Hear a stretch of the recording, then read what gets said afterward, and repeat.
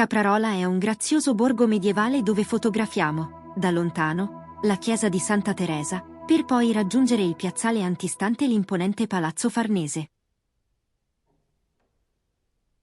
La spettacolare superficie pittorica del Palazzo Farnese, tra affreschi, grottesche e stucchi, venne realizzata tra il 1561 ed il 1575 dai più grandi artisti del Cinquecento, Taddeo e Federico Zuccari, il Bertoia, Antonio Tempesta, Raffaellino da Reggio e Giovanni De Vecchi.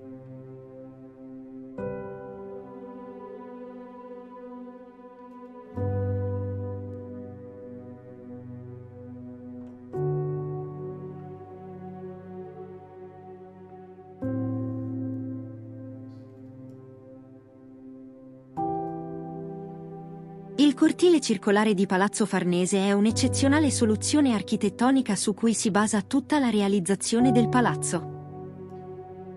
La fontana nella Sala dei Fatti d'Ercole.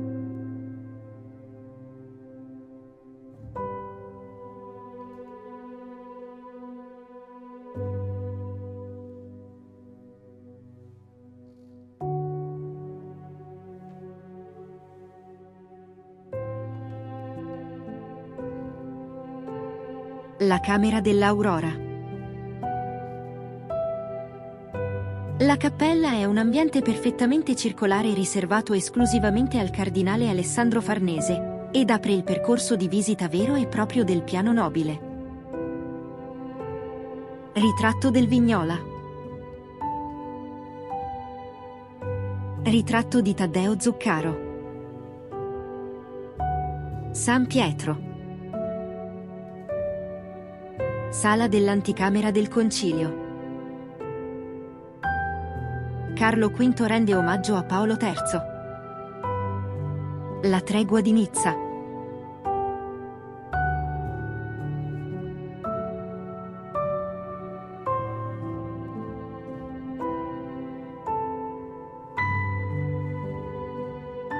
La Sala dei Fasti è probabilmente la stanza più importante del palazzo, dove si narra la storia della famiglia. Giulio III e la riconsegna di Parma ai Farnese. Il matrimonio di Margherita d'Austria e Ottavio. La guerra ai Luterani.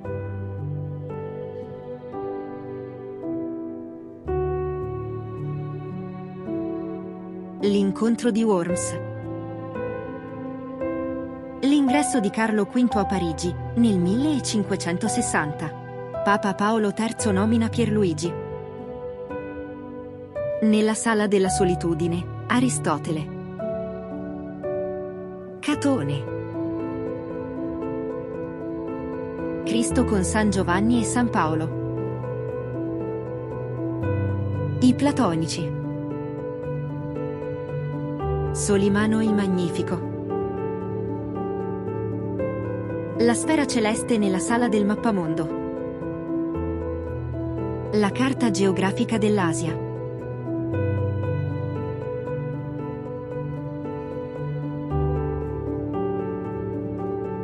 La Sala di Ercole, una loggia tra mito e potere.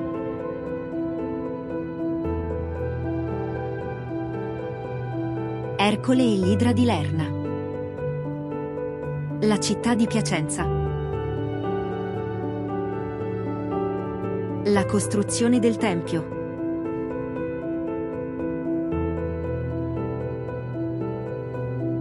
La stanza degli angeli, con l'autoritratto del Bertoia.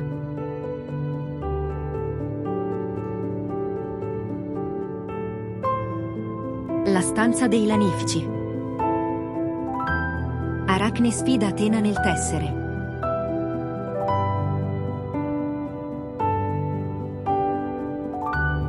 Ercole e Iole con il primo abito di porpora.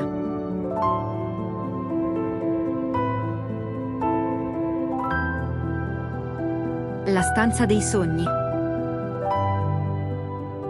La stanza della penitenza.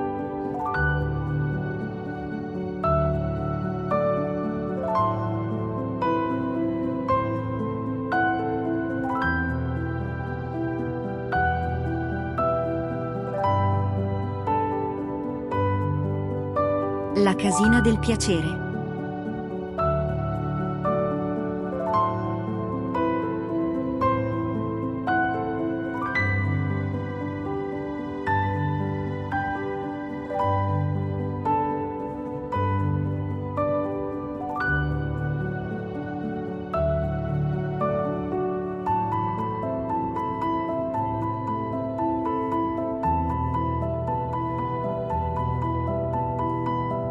Una volta raggiunta Tivoli, visitiamo il castello e il parco della Villa Gregoriana. Il parco è una delle maggiori aree di valore storico, archeologico e ambientale del Lazio.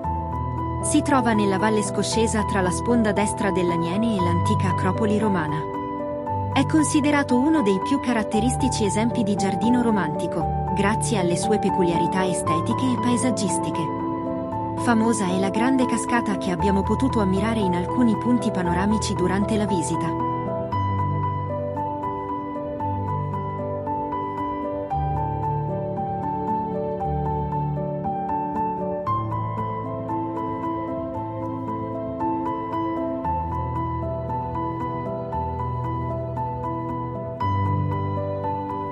La chiesa di Santa Maria Maggiore è uno degli edifici sacri più importanti della città.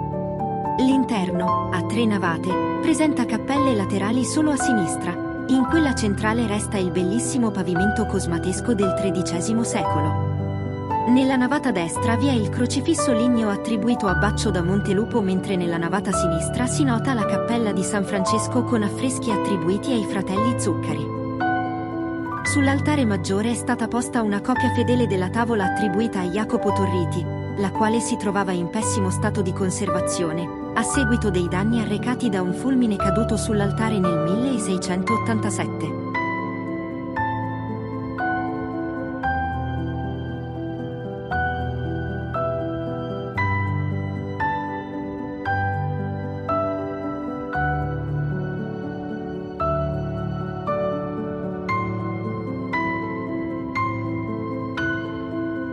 La Villa d'Este è una delle più celebri ville rinascimentali italiane. Nel 2001 è entrata a far parte del Patrimonio Mondiale dell'Umanità dell'UNESCO. Sala delle Arti e dei Mestieri. La Cappella del Cardinale. La Sala di Noè.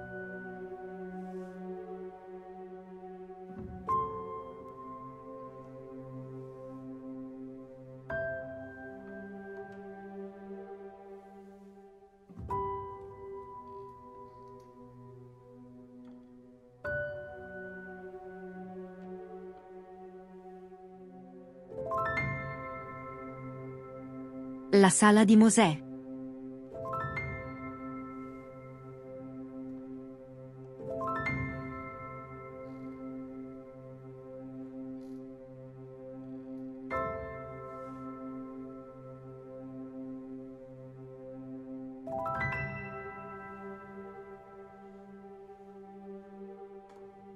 La Sala di Venere.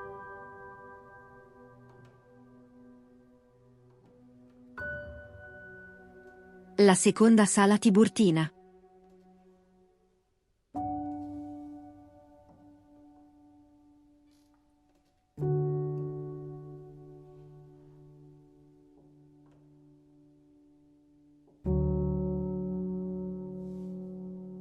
La prima Sala Tiburtina.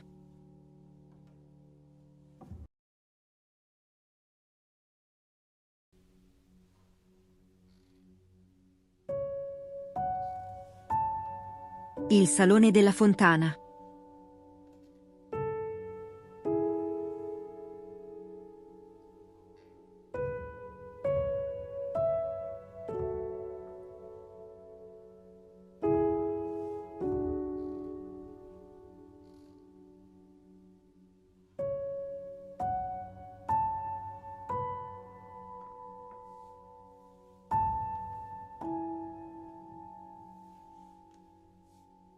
Affresco del Banchetto degli Dei.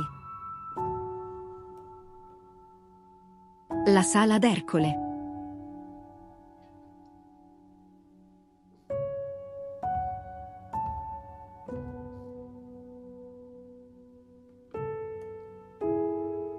La Sala della Nobiltà.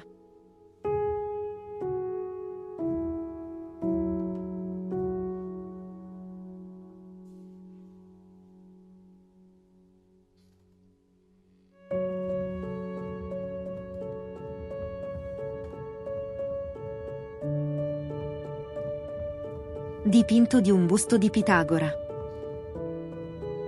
Dipinto di un busto di Socrate. Dipinto di un busto di Platone.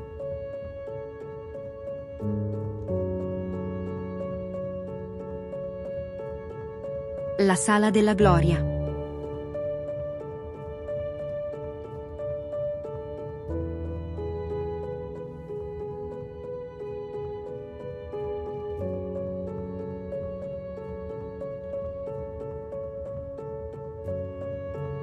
La Sala della Caccia.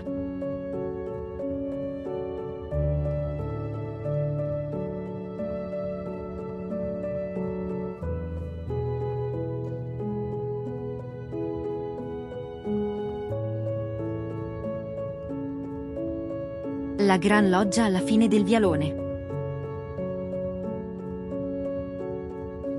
La Fontana del Tripode.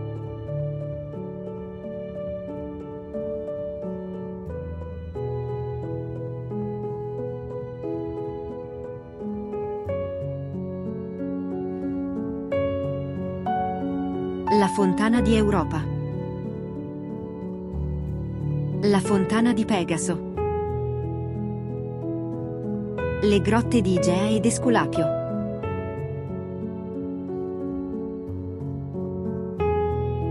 La Fontana del Bicchierone.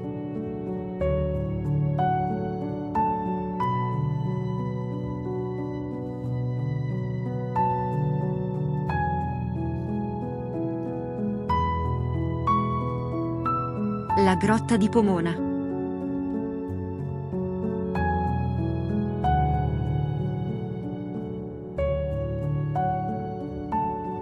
La Fontana dell'Ovato.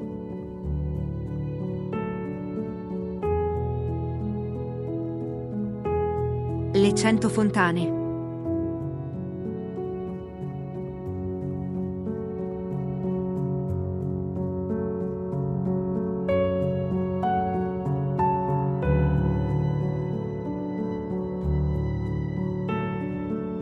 La Fontana dell'Organo.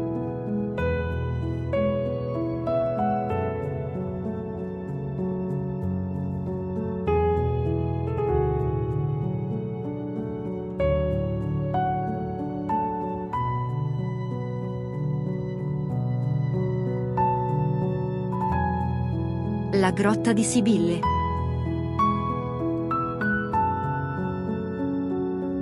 La Fontana di Nettuno.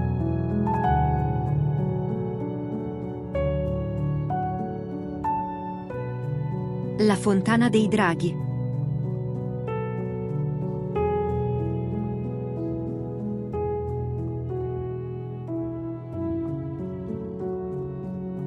La Rotonda di Cipressi.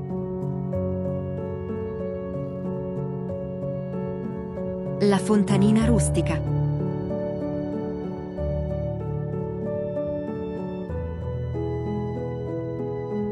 La Fontana di Diana Efesia.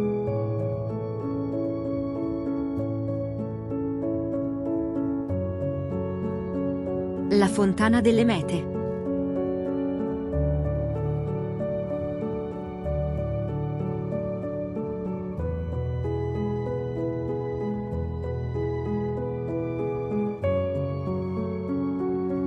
La Fontana dei Cigni.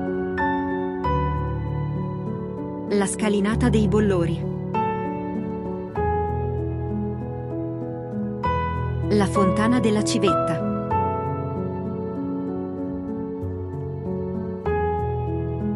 La Fontana di Proserpina. La Fontana della Rometta.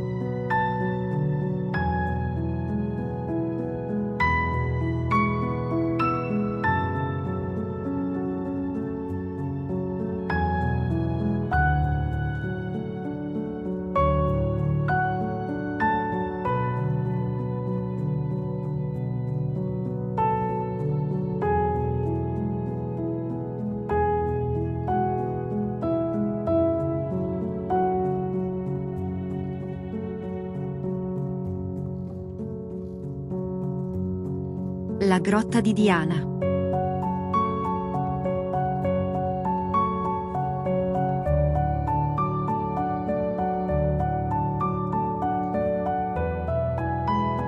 Ripartiamo diretti all'abbazia di San Nilo a Grottaferrata. L'abbazia, conosciuta anche con il nome di Santa Maria di Grottaferrata e consacrata nel 1024 dal pontefice Giovanni XIX, ospita religiosi basiliani che seguono il rito bizantino, proprio della chiesa di Costantinopoli. All'esterno il monastero si presenta racchiuso da una massiccia cinta muraria merlata dotata di camminamento di ronda e da una rocca munita di torre semicircolare, la cui edificazione fu decisa per il controllo e la difesa del luogo di culto. Il ponte di accesso all'abbazia introduce al cortile con la grande statua di San Nilo e dal portico del San Gallo. La chiesa di Santa Maria è affiancata da un campanile in stile romanico e presenta una facciata ornata da un enorme rosone.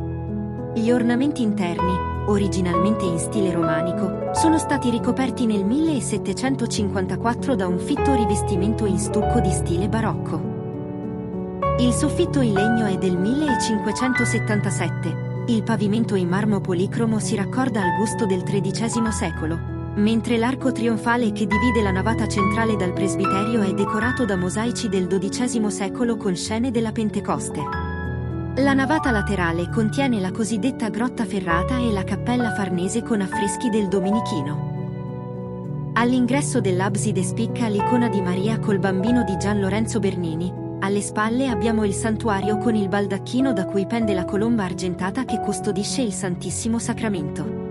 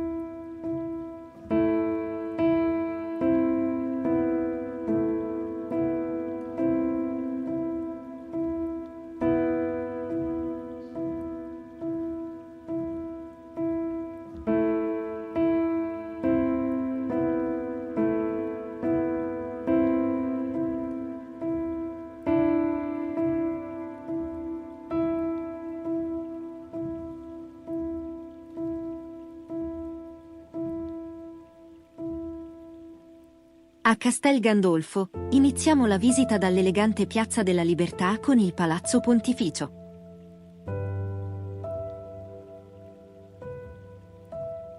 E la chiesa di San Tommaso da Villanova.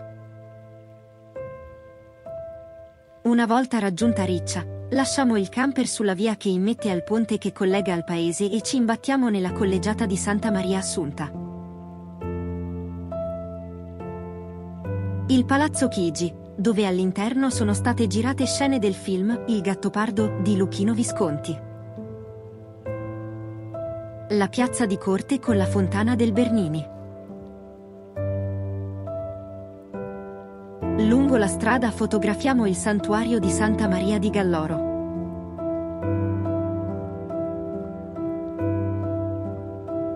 Il Palazzo Papale, ad Anagni. La cattedrale di Santa Maria Annunziata di Anagni è un luogo di culto di straordinaria bellezza e dallo stile sobrio e piacevole. L'edificio si caratterizza per l'architettura romanica, con una facciata in pietra arenaria e un campanile di 30 metri che domina il paese. Sul portone centrale e su quelli laterali, campeggiano le lunette in pietra scolpita. Quella dell'ingresso principale mostra una elegante croce. All'interno, la cattedrale è suddivisa in 3 navate, arricchite da un prezioso pavimento a mosaico in stile cosmatesco, la Cappella Sistina del Medioevo, la cripta duecentesca ed un ciclo di affreschi sulla salvezza dell'uomo.